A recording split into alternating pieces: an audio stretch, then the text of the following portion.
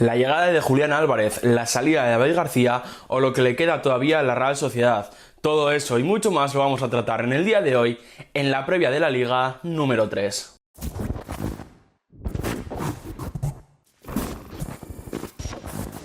Como ya venimos haciendo durante las últimas semanas, bueno, ya sabéis que estamos haciendo unas previas de la Liga donde estamos analizando las salidas, las llegadas de cada equipo y estamos visualizando cuál podría ser un 11 ideal. Y hoy, bueno, es el turno de otros 5 equipos. 5 equipos que están en situaciones diferentes porque hay algunos que están pendientes de salidas para poder concretar nuevas llegadas y otros que realmente ya les queda poquito trabajo que hacer en el mercado. Y como digo, todo eso lo vamos a analizar en el día de hoy. Así que bueno, antes de empezar, pues ya podéis ir dejando un like y suscribiéndoos porque va a venir muchísimo contenido, sobre todo de 11 de la jornada, porque la Liga ya ha empezado y vamos a empezar a tratar el día de hoy la Real Sociedad. Una Real Sociedad que viene de hacer una buena temporada, de dejar muy buen rendimiento, sobre todo en Champions, aunque sí que creo que esa participación en Europa le hizo que la temporada en Liga fuera complicada, aunque al final acabó clasificándose para Europa League. Y de cara a esta nueva temporada, bueno, la verdad es que la Real ha tenido varias salidas importantes. Hasta ahora, la salida más importante ha sido la única oficial, la de Robin Lenormand, aunque todo apunta a que Mikel Merino en los siguientes días puede hacerse oficial su salida al Arsenal. De hecho, en el momento en el que estáis viendo este vídeo, puede que esa salida ya sea oficial. A partir de eso, no ha habido salidas importantes, ha habido salidas de jugadores que ya estuvieron cedidos la temporada pasada, como Diego Rico o Alex Sola, que han salido ahora en propiedad los dos rumbo al Getafe, y como decía, no ha habido salidas importantes, aunque sí que creo que esa salida de Mikel Merino en clave Real Sociedad va a ser una pérdida que va a doler bastante en el Real Arena. En cuanto a llegadas, bueno, la Real se adelantó a esa salida de Mikel Merino con la llegada de Sučić, que llega desde el Salzburgo por 10 millones para ocupar, como digo, uno de los interiores por delante de Martín Zubimendi, y luego se ha reforzado sobre todo en defensa porque ha llegado para el lateral izquierdo Javi López por 6,5 millones procedente del Deportivo Alavés, uno de los jugadores que más me impresionó la temporada pasada, aunque yo realmente ya lo había visto en segunda B con el Deportivo Alavés B, y creo que era un refuerzo bastante necesario. Y además, para dar profundidad al equipo, se ha sumado Sergio Gómez por 9 millones desde el Manchester City. Era un jugador que a priori cuando lo ficharon yo pensaba que llegaba para ser ese refuerzo por el lateral izquierdo, pero con la llegada de Javi López yo creo que Sergio Gómez va a jugar por delante, puede jugar en las dos bandas e incluso creo que también puede llegar a jugar en esa posición de interior de media punta. Antes de pasar al 11 quiero hablar un poco de los deberes que yo considero que le quedan a la Real en estos últimos días de mercado, porque bueno, parece que la llegada de Borja Mayoral, de ese delantero, parece que puede estar cerrada, aunque considero que para que llegue Borja tiene que salir primero Carlos, al igual que en el centro del campo creo que tiene que salir Merino para que pueda haber algún refuerzo más. Para mí, a día de hoy creo que necesitarían a un central para suplir la baja de Robin Lenormand, aunque todo apunta que en la Real Sociedad lo que se va a optar es por darle minutos, por darle galones a Jon Pacheco y para tener en la recámara a Jon Martín. Y ahora ya sí, podéis estar viendo el 11 en pantalla. Bueno, la defensa parece estar clara, aunque en el centro del campo sí que puede haber más dudas. He colocado a Sučić más que nada porque eres un nuevo fichaje y quería colocarlo, aunque evidentemente aquí puede jugar Beñat Turrientes, y donde más dudas hay yo creo que es en la punta de ataque, porque para mí a día de hoy, sin la llegada de un nuevo 9, Mikel Oyarzabal es el mejor delantero centro que tiene la Real Sociedad, estaría por ahí también Geraldo Becker, y bueno, como decía antes, Sergio Gómez puede entrar en cualquiera de las dos bandas. Aquí lo he comentado antes, si llega un delantero centro entiendo que Oyarzabal sería el titular en la banda izquierda, y si llega un central entendería también que llegara para ser titular. En cuanto a los objetivos de la Real, bueno, yo creo que es evidente que quitándose el peso de la Champions, el trabajo en Liga va a ser bastante mejor, o por lo menos debería de ser mejor. Decía Imanol el otro día que si consigue sacar rendimiento de todos estos jugadores tras las bajas, creen que van a hacer un buen papel. No aclaro objetivos, pero yo creo que el objetivo primordial de la Real en Liga tiene que ser estar cerca de Champions. Y en cuanto a la Europa League, yo creo que el objetivo tiene que ser llegar a la final, más que nada por el morbo de poder jugarla en San Mamés. Vamos a seguir con el Rayo Vallecano, un Rayo Vallecano que tuvo una temporada muy complicada la temporada anterior, donde tuvo que llegar Íñigo Pérez de alguna manera para solucionar los problemas, pero realmente no llegó a solucionarlos, y yo creo que el Rayo Vallecano, si la temporada pasada hubiera habido 3 equipos medianamente buenos que no fueron Almería, Cádiz ni Granada, yo creo que el Rayo hubiera estado muy cerca de descender. De hecho, estuvo cerca, pero acabó salvándose. Y de cara a esta temporada, la verdad que los rumores alrededor del Rayo Vallecano no son buenos. Es un equipo que se ha movido poco y que parece, de hecho, que no se va a mover más. Como baja importante podemos hablar de Stole Dimitrievski, que había sido el portero titular en las últimas temporadas, y la verdad que creo que es una pérdida importante. Stole Dimitrievski es un portero que, bueno, no te gana partidos, no te va a salvar, ¿no? Pero sí que es verdad que tampoco cometía errores, y eso en un equipo que va a pelear por el descenso es algo importante, si no, que le pregunten a Granada la temporada pasada. Podríamos hablar también de la salida de Radamel Falcao, pero realmente las últimas temporadas no estaba siendo importante, así que vamos a pasar al apartado de llegadas, donde sí que han llegado jugadores que creo que pueden tener bastante importancia. Primero hablar de Pedro Díaz, que llega desde el Girondins de Burdeos. Ya sabéis que en Burdeos ha habido un problema importante. El Girondins ha acabado descendiendo a tercera división y por lo tanto los jugadores han podido salir libres, y aquí el Rayo Vallecano se ha movido bien y se ha movido rápido para incorporar a un jugador que en segunda división, cuando jugaba en el Sporting, era un jugador que me gustaba mucho, que pensaba que tenía que dar el salto a primera, dio el salto a primera división francesa, y a partir de ahí, bueno, pues las complicaciones de Burdeos han hecho que pueda llegar al Rayo Vallecano. Creo que a priori no va a ser titular, después lo analizaremos cuando veamos el 11. Creo que a priori no va a ser titular, pero sí que considero que tiene capacidades para serlo. El que sí que creo que llega para ser titular es Gerard Gumbau, que ha ejercido esa opción de salir cedido del Granada tras el descenso. También tras el descenso llega a primera división de vuelta a Vallecas Adrien Barba, un jugador que desde que salió de Vallecas hace ya varias temporadas no ha conseguido encontrar su rendimiento, no ha conseguido encontrar su sitio ni en Español ni en Almería, y yo creo que vuelve a Vallecas para reencontrarse consigo mismo. Y después, para reforzar el centro de la zaga, ha llegado Pelayo Fernández desde el Barça B. La verdad que yo creo que el Rayo Vallecano todavía tiene margen de mejora, sobre todo en la punta de ataque, sobre todo en la pareja de centrales, porque a mí Mumín todavía no me termina de convencer, pero todo apunta a que el Rayo Vallecano no se va a mover más en lo que queda de mercado. Y ya podéis estar viendo el 11 en pantalla. La verdad que, bueno, creo que no va a haber muchos cambios a partir de aquí. Podría entrar Unai López, podría entrar Pate Cis, incluso podría entrar Pedro Díaz en el centro del campo, podría entrar también Unai López por delante de ese doble pivote, y bueno, podría haber algún cambio en las bandas, pero realmente el Rayo Vallecano es un equipo que tiene pocas soluciones, que tiene pocas variables, y yo sinceramente, ya por hablar del objetivo, es para mí uno de los candidatos al descenso, porque no me gustó cómo terminó la temporada, no han cambiado nada en el equipo, y a mí sinceramente me da bastante malas vibras este Rayo Vallecano. Vamos a pasar ahora al Atlético de Madrid, uno de los equipos que para mí mejor se ha movido y más se ha movido en este mercado. La verdad es que se ha quitado de encima jugadores con los que ya no contaban, jugadores veteranos o jugadores que no eran tan veteranos pero con los que no iban a contar, para traer refuerzos a priori de garantías. Después hablaremos del apartado de refuerzos, donde todavía, bueno, parece que va a llegar Conor Gallagher, para hablar primero de las salidas y sobre todo de la salida de Álvaro Morata, que me parece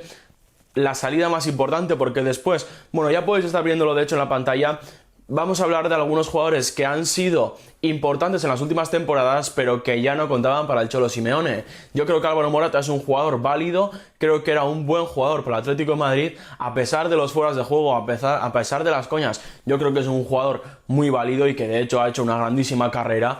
y se ha marchado por la cláusula de 13 millones al Milán en una salida un poco rara, que no se entendía muy bien, porque Morata pocas semanas antes hablaba de que quería conseguir títulos con el Atlético de Madrid. A los pocos días se filtró y se hizo oficial su fichaje por el Milan, y la verdad que, bueno, a partir de la salida de Morata han llegado buenos jugadores, han llegado jugadores importantes, aunque aquí también hay que hablar, aunque todavía no sea oficial al día de hoy, de la salida de Samu Morodion, porque Samu parece que va a salir del Atlético de Madrid, parece que no cuentan con él y lo quieren sacar, bueno, por 40-45 millones, que es lo que se habló cuando se rumoreó con el Chelsea, y a mí sinceramente me parece que es una pérdida innecesaria por parte del Atlético de Madrid. Es un jugador que se ha revalorizado mucho en su cesión en el Alavés, pero yo creo que es un jugador al que habría que darle la oportunidad, al que yo creo que no para ser titular, pero sí que considero que en esta y en la siguiente temporada sobre todo puede ser un jugador importante. Y a mí me da pena que un equipo como el Atlético de Madrid se desprenda de jugadores jóvenes, de jugadores con tantísimo potencial. Y también apunta que va a salir Joao Félix.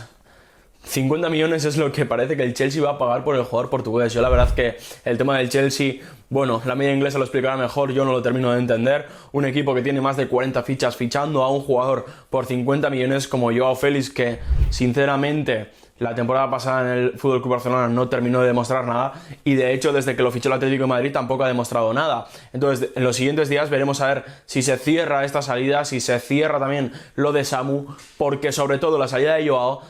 va a hacer que se libre de alguna manera Conor Gallagher y que pueda llegar al Atlético de Madrid. Y con esto vamos a pasar al apartado de fichajes, donde ha habido tres, pero tres muy importantes para mí. El primero, Robin Lenormand. La verdad es que el Atlético de Madrid necesitaba jugadores en defensa porque tenía cantidad pero no tenía calidad. De hecho, el mejor jugador la temporada pasada en esa posición fue Axel Witsel, que realmente ni siquiera es un central, que es un pivote de formación, y creo que necesitaban refuerzos. De hecho, todavía considero que necesita un refuerzo más, sobre todo para el perfil izquierdo. Para la punta de ataque, como sustituto de Morata y de Memphis Depay, llega Alexander Sørloth. Después de haber hecho una muy buena temporada en el Villarreal, el Atlético de Madrid pagó la cláusula del noruego y parece que va a ser el delantero titular. Y para acompañarle ha llegado para mí el fichaje de esta temporada por detrás de Kylian Mbappé, evidentemente, y es el de Julián Álvarez, un jugador que he escuchado de todo.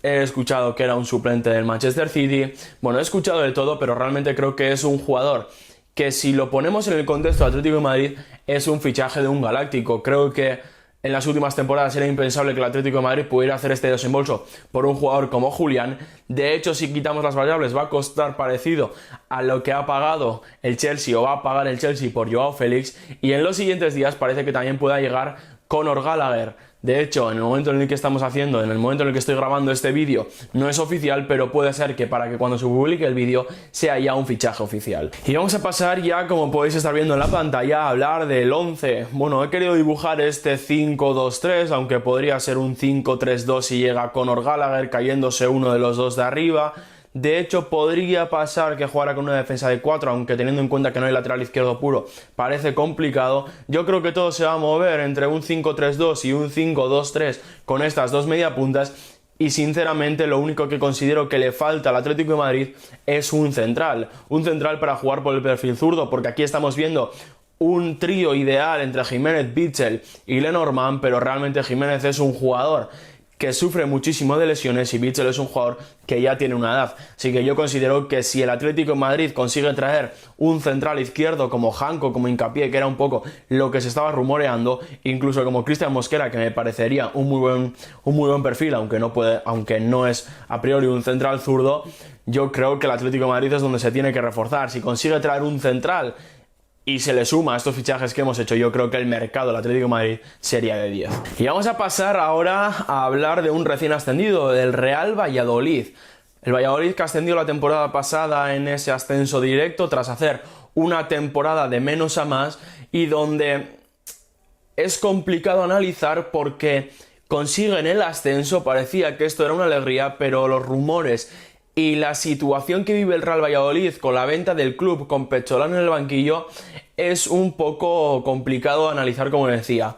En cuanto a las salidas, bueno, tenemos que hablar sobre todo de la salida de Monchu, que me parece una salida importante, un jugador que fue importante la temporada pasada, pero que ha dejado un buen desembolso en el conjunto pucelano, y sobre todo hablar de Jordi Masip, que fue el portero titular la temporada pasada y que ahora mismo está sin equipo, ha salido libre. De hecho, los últimos rumores comentan que podría retirarse del fútbol. En cuanto a las llegadas, bueno, ya podéis estar viendo en pantalla que la lista es larguísima, porque casi 10 millones de euros ha tenido que dejar el Valladolid en esas opciones de compra obligatoria en caso de ascenso, que yo algún día habría que llevar a debate este tipo de opciones de compra obligatoria. O bueno, no es una opción, realmente es una compra obligatoria en caso de ascenso, porque creo que complica mucho las planificaciones de ciertos equipos cuando ascienden a primera, y más sobre todo si tienes que gastarte mucho dinero en jugadores que a priori no van a ser titulares. Así que dejando un poco a un lado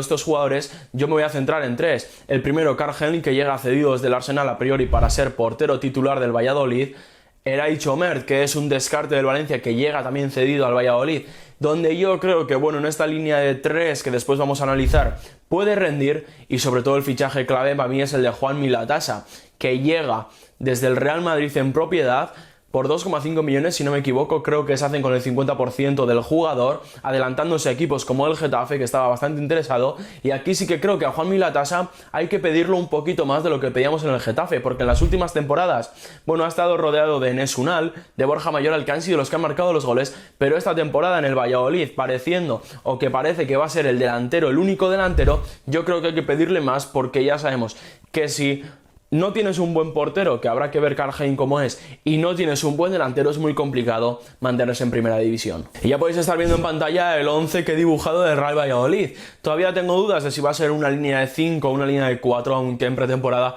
hemos visto bastante la línea de 5 y viendo los perfiles, creo que me parece lo más lógico. Bueno, en la defensa podría entrar Javi Sánchez, en la punta de ataque podría entrar algún jugador más, podría entrar también en el centro del campo alguna variante, pero yo creo que no se va a mover mucho de esto que estamos viendo. De hecho, yo creo que esto es el mejor 11 que podría dibujar el Real Valladolid. Evidentemente, en cuanto al objetivo, ya lo he dejado caer antes, creo que el Valladolid no puede pedir más allá de salvarse con estas condiciones que tiene. Y vamos a terminar el vídeo de hoy hablando de Club Atlético Osasuna, un equipo que se ha movido poco, pero que ha tenido pérdidas importantes, sobre todo la de David García, que por alrededor de 9 millones se ha marchado al Al Rayyan. La verdad es que es una salida, una pérdida importante como jugador, como galones que tenía el central capitán de los Osasuna, pero en lo económico sí que considero que es un monto importante de dinero para un equipo como Club Atlético Osasuna, sobre todo sabiendo que lo reinvierte bastante bien, aunque a día de hoy todavía no ha llegado el sustituto. Han sonado nombres como el de Boyomo, como el de Abkar o como el de Unai Núñez, pero a día de hoy, en el momento en el que estoy grabando esto, Club Atlético Osasuna no tiene un sustituto de David García. En cuanto a las llegadas, han sido pocas, pero sí que me parecen que han sido muy interesantes. El primero, Abel Bretones, que ha llegado desde el Real Oviedo por 2,8 millones. Esto ya sabéis que es según datos de Transfermarkt. Es un jugador que me gustó muchísimo la temporada pasada, que me casa muy bien con el Osasuna, porque es un lateral muy ofensivo, un jugador que puede aportar muchísimo en ataque, y Osasuna necesitaba un lateral de este calibre, porque Juan Cruz, bueno, yo creo que es más central que lateral, es un jugador más defensivo que ofensivo, y en Osasuna, donde yo considero que tenemos que tener un poquito de juego, que tiene que soltarse bastante en ataque, sobre todo con la incorporación de Brian Zaragoza, creo que Abel va a ser un jugador muy importante. Y bueno, evidentemente la otra llegada, ya la he dejado caer, es la de Brian Zaragoza, un jugador que se marchó del Granada al Bayern de Múnich, no terminó de funcionar porque se dieron cuenta de que el jugador no tenía ni idea de alemán. Qué difícil era descubrir eso. Bueno, ahora llega a Osasuna, donde yo creo que va a tener minutos, donde yo creo que va a tener libertad, y donde creo que es un jugador que con la calidad que tiene puede ser diferencial en un ataque que la temporada pasada se quedó bastante corto de recursos. Y ya podéis estar viendo el 11 en pantalla, un poco con la duda de quién será ese central que acompañe a priori a Catena. Errando me gusta, pero se está hablando, ya decía antes, de Boyomo, de Abkar o de Unai Núñez, que en los últimos días se está sonando con fuerza. Veremos si llega alguien, si no, Errando parece que puede ser el que acompañe a Catena. En el centro del campo podría entrar Moncayola, podría entrar Pablo Ibáñez, y bueno, en las bandas también tendríamos la opción, por ejemplo, de que juegue Moi Gómez, incluso que juegue Raúl García de Haro en la punta de ataque y el Osasuna dibuje un 4-4-2. Con Vicente Moreno, la verdad que, bueno, las cosas no han empezado bien. De hecho, han empatado el partido contra el Leganés con un fútbol un poco, bueno, complicado de ver, aunque sí que considero que tiene que mejorar Osasuna, que todavía puede cambiar mucho y el fútbol que vamos a ver va a ser mucho más vistoso y mucho más ofensivo. Y yo creo que Osasuna hay que exigirle, bueno, que esté en mitad de tabla, que estén tranquilos, que no se sumerjan en esa pelea por el descenso, aunque yo creo que a día de hoy está a años luz de esos equipos que a priori deberían de pelear por el descenso, y que si pueden, bueno, se asomen un poquito a Europa, que siempre gusta bastante asomarse a esos puestos. Y hasta aquí el vídeo de hoy. Si os ha gustado, como siempre os digo, ya sabéis que podéis dejar un like, os podéis suscribir, podéis activar la campanita. Mañana 11 de la jornada número 1 y el jueves la última previa de la liga.